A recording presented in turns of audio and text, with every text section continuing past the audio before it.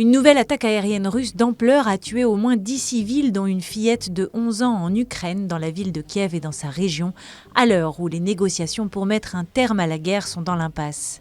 Les frappes russes ont commencé peu avant minuit et ont duré plus de 4 heures, d'abord avec des drones explosifs, puis des missiles balistiques et de croisière. À Kiev, plusieurs quartiers ont été touchés et une section entière d'un immeuble résidentiel de plusieurs étages a été détruite.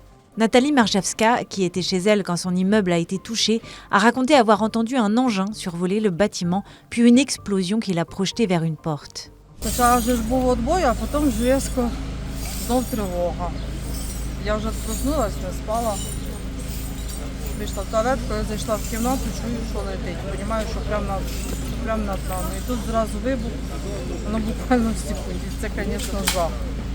Помню, зразу волною відкинула до дверей, тут вікна полетіли. Au sud de la capitale, dans la ville de Bilatserkva, une personne a été tuée et 8 autres, dont 2 secouristes, ont été blessés. Сьогодні внаслідок нічної атаки рятувальники у столиці працювали на 15 локаціях. Наразі рятувальники працюють на 2 локаціях. Це ця локація і цивільна інфраструктура. Загалом зараз залучено на 2 локаціях 400 чоловік особового складу, а також 100 одиниць основної та спеціальної техніки.